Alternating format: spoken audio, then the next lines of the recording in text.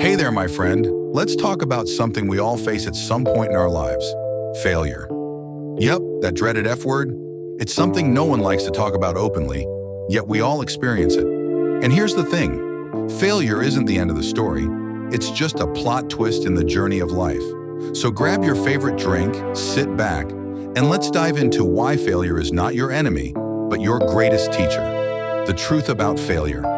First, let's get one thing straight. Failure is normal. It's not a reflection of your worth or your potential. It's a sign that you're trying, that you're stepping out of your comfort zone and daring to take risks. If you failed, congratulations. You're in the game. Think about it. The most successful people in history have failed. A lot. Thomas Edison, the guy who gave us the electric light bulb, failed over 1,000 times before he got it right. When someone asked him about his failures, he said, "I didn't fail 1,000 times. The light bulb was an invention with 1,000 steps." That's perspective. Imagine if Edison had given up at failure number 999. The world we live in today would be drastically different. Or take J.K. Rowling. Before she became a household name with Harry Potter, she was rejected by 12 publishers. Imagine that. 12 people said her work wasn't good enough.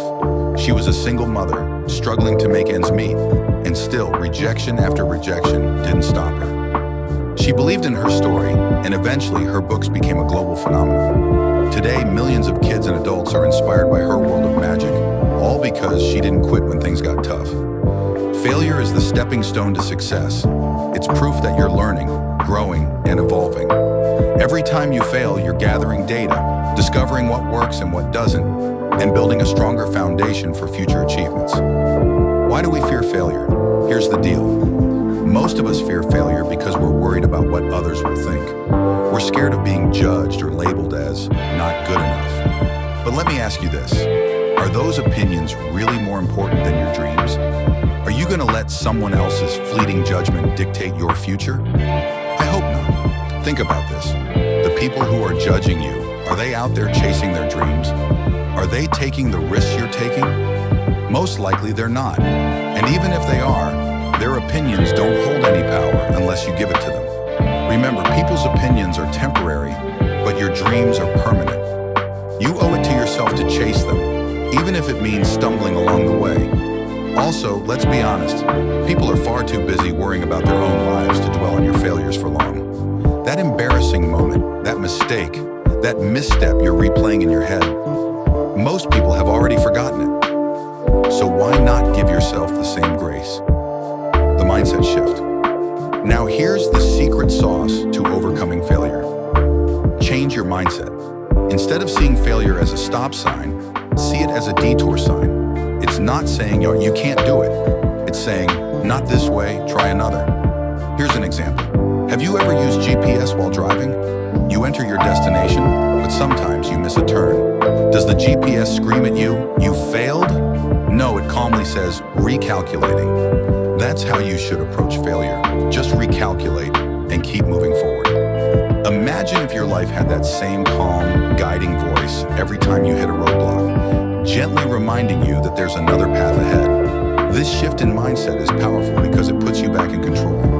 Failure doesn't get to define you. You define how you respond to it. When you approach failure with curiosity instead of fear, it becomes an opportunity for growth rather than a reason to stop. Embrace the lessons.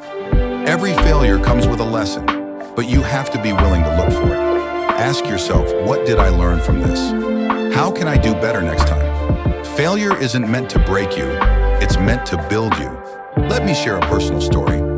Insert a relatable example here, e.g., I once applied for a job I really wanted. I prepared for days, rehearsed my answers, and gave it my all in the interview. But guess what? I didn't get the job. At first I was crushed. I felt like all my effort was wasted. But looking back, I realized that rejection pushed me to improve my skills and eventually led me to an even better opportunity. Think about this. If you've ever fallen off a bike as a kid, did you give up on learning to ride? No, you got back on, maybe with a few scrapes and bruises, and kept practicing until you found your balance. That's the kind of resilience failure teaches us. Take action despite fear. Here's a challenge for you. Think about something you've been avoiding because you're scared of failing. Now commit to taking the first step. It doesn't have to be perfect. It just has to be something. Action is the antidote to fear. Remember Michael Jordan's famous quote, "I've missed more than 9,000 shots in my career. I've lost almost 300 games.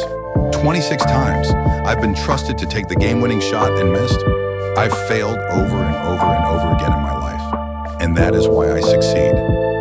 Failures didn't stop him, they fueled him.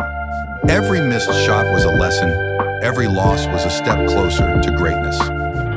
Let your failures do the same for you. Take that first step, even if it's small.